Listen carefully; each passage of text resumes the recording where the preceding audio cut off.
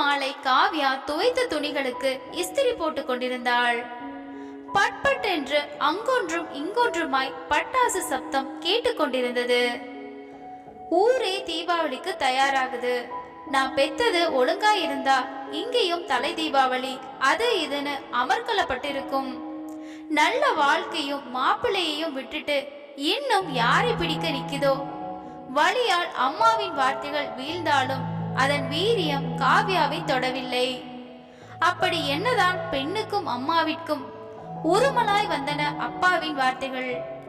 அப்பாவாக இருந்தாலும் அவரும் ஆண்தானே. அமைதியாய் நகர்ந்து ஜன்னலை சாத்தினாள். ஆனால் மனக்கதவுகள் திறந்து கொண்டது. இந்த தீபாவளிக்கும் அவளுக்கும் தான் எத்தனை ஒற்றுமைகள். 2 முறுக்கு அதிரசத்தோடு காஃபியை ஏந்தி கொண்டு அவளது அறைக்கு வந்தாள் அம்மா தேவி. காவ்யா, பக்கத்து வீட்டு லட்சுமிக்கு இந்த வருஷம் தலை தீபாவளியா, கொஞ்சம் பலகாரம் கொடுத்து அனுப்பினா. இந்த உனக்கு தான் முறுக்கும் அதிரசமும் கொடுத்து அனுப்பினா. உனக்கு தான் முறுக்கும் அதிரசமும் பிடிக்குமே. கையில் தட்டை திணித்துவிட்டு மகளின் முகத்தை ஆழ்ந்து நோக்கினார் தேவி. பட்டும் பகட்டுமாய் எத்தனை அழகாய் வலம் வந்தவள். எல்லாம் நல்லபடியாய் நடந்திருந்தாள். இந்நேரம் இங்கேயும் தலை தீபாவளி தானே. சீருக்காக வாங்கி வைத்த பட்டு வேஷ்டியும் புடவையும் பீரோவின் மூலையில் தூங்கிக் கொண்டிருந்தது. வாழ வேண்டிய வயதில் இதெல்லாம் தேவையாடி? ஆனால் இவையெல்லாம் இவளாக தேடிக்கொண்டதுதானே. தாயின் ஆதங்கம் மகளிற்கு புரிந்திருக்கும் போல காவ்யா வறண்ட சிரிப்பினை உதிர்த்துவிட்டு காஃபியை மட்டும் எடுத்துக்கொண்டாள். பார்வை மீண்டும் மூடிய ஜன்னலுக்கு வெளியே போனது. அவளின் ஆதியும் அந்தமும் அந்த ஜன்னல்களின் கம்பிகளும் திரைச்சீலைகளும் அறியுமே. அப்பாவிற்கு வீட்டை விட்டு அக்கம் பக்கம் சென்றால் பிடிக்காது என்பதால் காவ்யா மாலை நேரங்களில் வெளியே விளையாட செல்வதுமில்லை. அப்பாவின் பேச்சை மதித்து அன்று அவள் வெளியே செல்லாமல் இருந்திருந்தாள். ஒருவேளை அவளின் வாழ்வில் போக்கு மாறியிருக்குமோ என்னமோ. ஒரு தீபாவளி அன்றுதான் அவள் பெரிய மனுஷியாக திரண்டது. சே, இப்போ இது வரலைன்னா யார் அழுதா? தெரு பசங்க கூட விளையாட கூட போக முடியாம இப்படி உட்கார வச்சுட்டாங்களே. அந்த கவலை போகும்படி விதவிதமான பலகாரங்கள் நாக்கிற்கு இணையாக கிடைக்க சமாதானம் ஆகியிருந்தாள். அப்போதும் கூட இப்படித்தான் அம்மா எதையாவது தட்டில் வைத்துக் கொண்டு சாப்பிடச் சொல்லி மன்றாடுவாள். காவ்யா, நான் கொஞ்சம் பலகாரத்துக்கு பொருட்கள் வாங்கணும், கடைக்கு போயிட்டு வாரேன். தோசைக்கு ஊற போட்டிருக்கேன், கொஞ்சம் அரைச்சு வச்சிடேன். கையில் கூடையுடன் கட்டியிருந்த காட்டன் சேலையை இறுக்கி கட்டிக்கொண்டு நடையை கட்டினார். தீபாவளி தல தீபாவளி என்று அஜித்குமார் ஆடிக்கொண்டிருப்பதை வேடிக்கை பார்த்தபடியே முறுக்கை துவம்சம் செய்து கொண்டிருந்த அப்பாவை பார்த்துவிட்டு அறைக்குள் நுழைந்து கதவை தாளிட்டு கொண்டாள். மீண்டும் பட்டாசு சப்தங்கள். பீரோவில் அவளின் கல்யாண புடவையையும் ஆல்பமுடன் இப்போது அவள் கைக்கு வந்திருந்தது. அவன் பெயர் நிஜந்தன். பேரில் உள்ள நிஜம் நடத்தையில் இல்லாமல் போனது. அவனின் குற்றம்தானே. மலை குன்றுகளாய் அடுக்கி வைக்கப்பட்டிருந்த பொய்களை அவனை அழுக்கி கொன்று போட்டு விட்டதே. காற்றில் ஆடும் திரைச்சீலை ஒரு முறை இந்நாள் தானே நிஜந்தனை கண்டாய் என்று தன் தவறுக்கு மன்னிப்பு கேட்டுக்கொண்டது. இதே போல அன்றும் பண்டிகைதான். நிஜ நரகாசுரன் என்பதாலா அல்லது காவ்யாவின் நல்லதுக்கும் கெட்டதுக்கும் தீபாவளிக்கும் சம்பந்தம் உண்டு என்பதாலா என்று தெரியவில்லை. சொல்லி வைத்தாற் போல அவனை சந்தித்தது அதே தீபாவளி அன்றுதான். புது பட்டு புடவை அழகாக உடுத்திக்கொண்டு காவ்யா புஷ்வானத்தை கொளுத்த வைத்திருந்த ஊதுவத்திக்காக அறைக்குள் நுழைந்தாள். எதிர்ப்புற ஜன்னலிலிருந்து உஸ் உஸ் என்று சப்தத்தினால் ஈர்க்கப்பட்டவளின் கண்களில் முதலில் தென்பட்டது அவனின் குறும்பு கலந்த முகம். ஏ குட்டி, பந்து உன் ஜன்னல் வழியாக விழுந்து விட்டது, அதை எடுத்து தாயே. நான் ஒன்னும் குட்டி இல்ல, எனக்கு 18 வயதாகிறது. சரி ஸ்வீட் 18, சரி சரி பந்தை எடுத்துக்கொடு. அவன் அவசரப்படுத்த பந்தை வெளியே எடுத்தறியாமல் கைகளில் எடுத்துக்கொண்டு வந்து வாசலுக்கு வந்தாள். முதல் பார்வை, முதல் ஸ்பரிசம் இரண்டும் கலந்தது. அதற்கடுத்த நாட்களில் அவனின் தரிசனமும் யாரும் அறியாமல் எதிர்வீட்டு மொட்டை மாடியிலிருந்து அவளின் அறை ஜன்னலில். அரை இருட்டில் ஏசி குளிரில் நடுங்கிக் கொண்டே பாடாவதியான ஒரு திரைப்படத்தில் அந்த இருக்கையில் அவனோடு ஒட்டிக்கொள்ளும் வரையில் அவர்களின் காதல் நீண்டு கொண்டேதான் இருந்தது. 1 வருடத்திற்கு மேலும் கடந்த நிலையில் அவர்களின் காதலும் வெளியானது. எந்த ஒரு ஆரம்பத்திற்கும் ஒரு முடிவு உண்டோ அதுபோல் அவர்களின் காதல் வீட்டிற்கும் தெரிய வந்தது. முதலில் கோபமான அப்பா பையனின் பின்னணியை அறிந்து கொண்டு அடக்கித்தான் வாசித்தார். பெங்களூரில் பெரிய குடும்பம், பணம் என்று எதிலும் குறை காண முடியாது. பையனும் படிப்பை முடித்துவிட்டு தந்தையின் பிசினஸ்லேயே இறங்கிவிட்டான். இதற்கு மேல் என்ன வேண்டும்? எதிர் வீட்டு வேணியின் அக்கா மகன் பெண் தங்கம், அவளுக்கு நான் கேரண்டி என்று சொல்லவே அந்த பக்கமும் திருப்தி. ஒரே ஜாதியும் வேற, எந்த தடையும் இல்லாமல் அவர்களின் காதல் நிறைவேறியதில் நிஜந்தனுக்கு கொஞ்சம் வருத்தம்தான். குறை சொல்ல முடியாதவள் தான் காவ்யா என்றாலும் காதலில் ஒரு சுவாரஸ்யம் இல்லையே. கல்யாணம் சப்பென்று முடிந்துவிட்டது.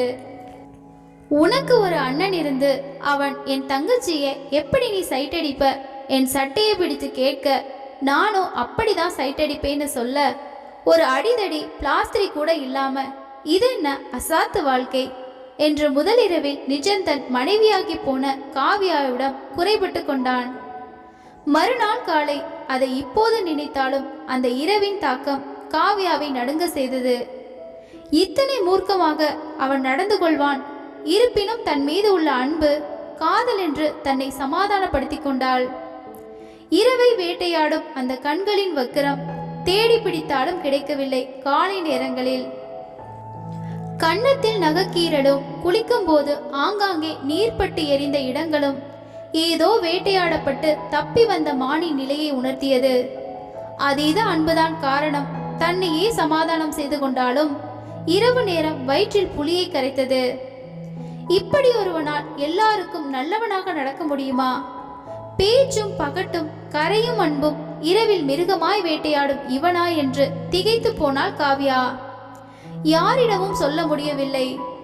பெங்களூர் பயணம் நரகமாய் நகர்ந்த இரவுகளின் அவளுக்கு முதல் இன்பம் 45 நாள் கரு. இனிமே கொஞ்சம் தள்ளி தள்ளி இருந்துக்கணும். குளித்துவிட்டு தலையை துவட்டிய நிஜந்தன் ஏன் என்பதை போல பார்த்தான். உங்கள் ஜூனியர் வளருது, டாக்டர் கொஞ்ச நாளைக்கு தள்ளி இருக்க சொல்லியிருக்கார் என்று புன்னகையோடு சொல்ல அவன் ஏதும் சொல்லாமல் விருட்டென்று வெளியேறினான்.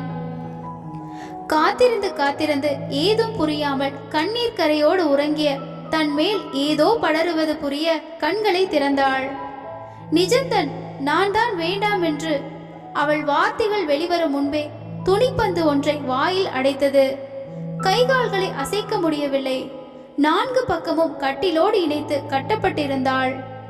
அன்றிரவு வெகு மோசமாக வேட்டையாடப்பட்டாள்.